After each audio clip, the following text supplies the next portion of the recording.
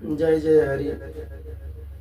कल देखो रक्षा बंधन है। कल 9 अगस्त को दिन शनिवार को रक्षा बंधन है। कितने बजे? 2:06 के बाद रक्षा बंधन है। 2 बजे से पहले भद्रा है।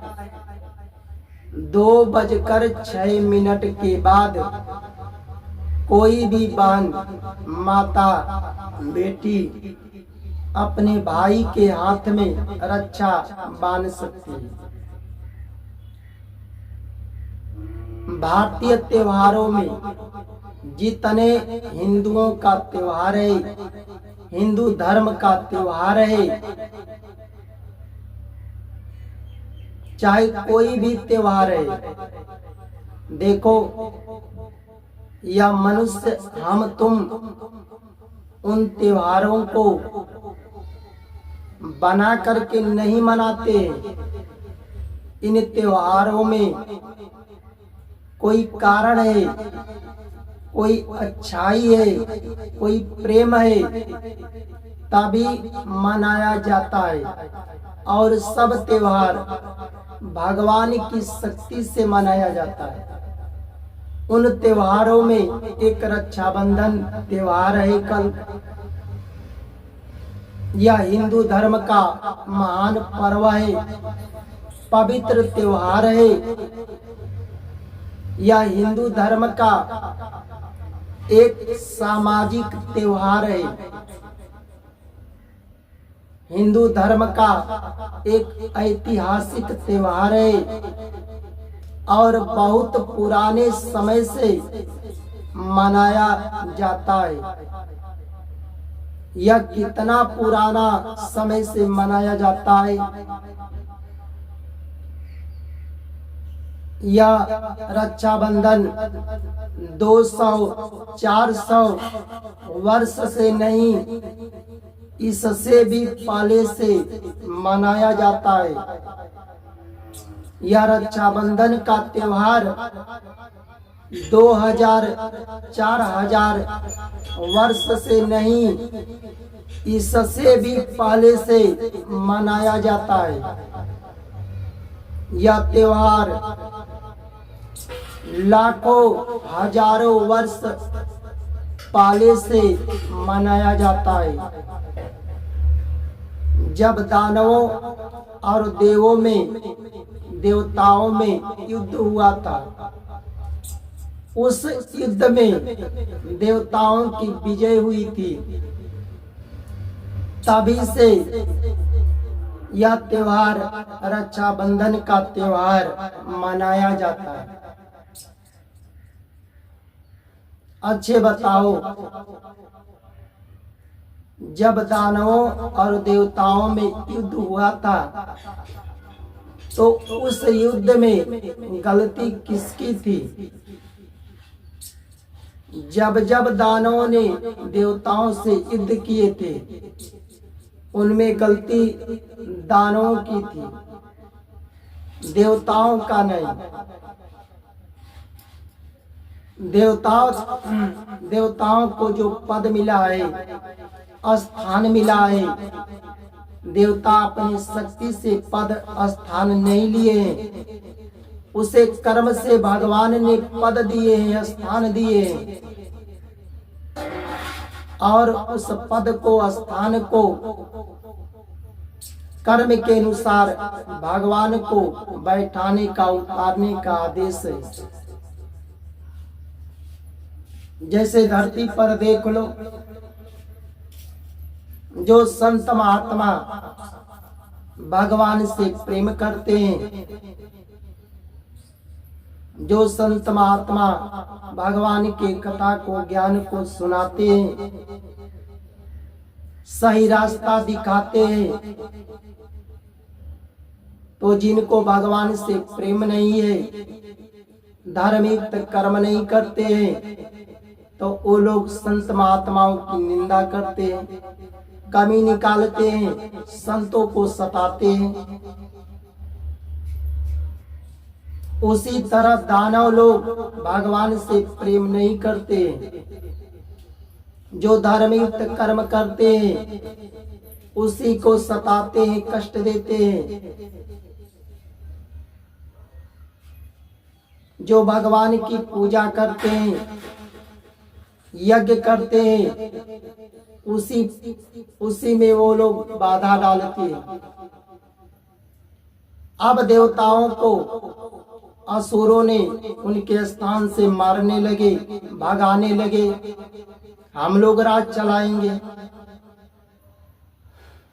भाई किसी को उसके कर्म पर मिला है। जब असुरों ने देवताओं को कष्ट देने लगे, भगाने लगे, तो भाई किसी को आप बिना गलती का गाली देंगे, मारेंगे, उसे भगाएंगे। अगर तुमसे युद्ध करे तो वह धर्म पर युद्ध करेगा, यह धर्म है। उसी समय देखो, ये जितने पुराण है, यह पुराण भगवान के ही शक्ति से है। भविष्य पुराण के एक कथा में बात आता है कि कोई भी पत्नी, अगर वह पतिव्रता नारी है, अगर उसका पति धर्म पर युद्ध करने जाता है, तो वह पतिव्रता नारी भगवान से प्रार्थना करती है, अपने पति को आशीर्वाद देती है कि जाओ विजय प्राप्त करके आओ।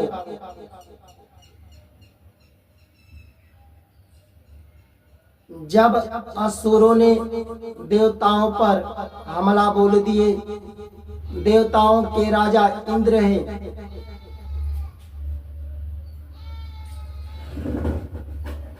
जब इंद्र की पत्नी सची देवी अपने पति के हाथ में एक रक्षा बांधी, वैदिक तंत्रों से अभिमंत्रित करके, वैदिक मंत्रों का उच्चारण करके अपने पति इंद्र के हाथ में रक्षा बांधी और अपने पति को आशीर्वाद दी कि जिस पर तुम युद्ध करने जा रहे हो यह धर्म युद्ध है और विजय प्राप्त करके जरूर आओगे।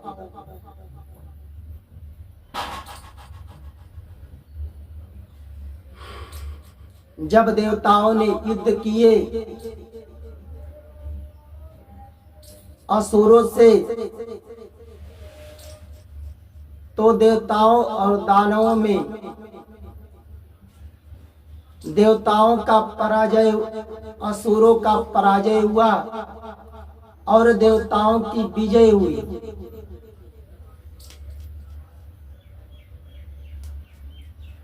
देवताओं की विजय हुई। उसी समय से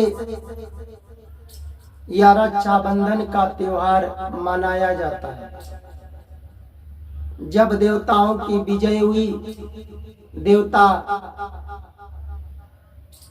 धार्मिक कर्म करने लगे। असुरों के राज में कोई भी सज्जन पुरुष भगवान से प्रेम करते हैं, पूजा करते हैं, दूसरे की भलाई करते हैं, धार्मिक कर्म करते हैं, उसी को असुरों ने कष्ट देते हैं, सताते हैं, उसका विनाश करते हैं।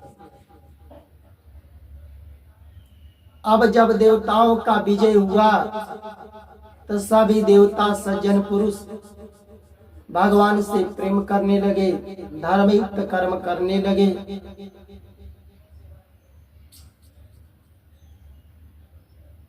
उसी दिन से यह रक्षाबंधन का त्योहार मनाया जाता है। और सची देवी अपने पति को सावन मास के पूर्णिमा के दिन रक्षा बांधी थी और आशीर्वाद दी थी। उसी दिन से, उसी समय से हर वर्ष सावन महीना के पूर्णिमा के दिन यह त्योहार आता है और बहुत खुशी से, प्रेम से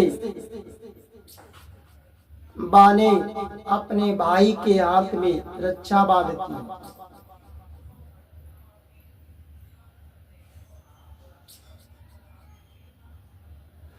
रक्षा बांधती है,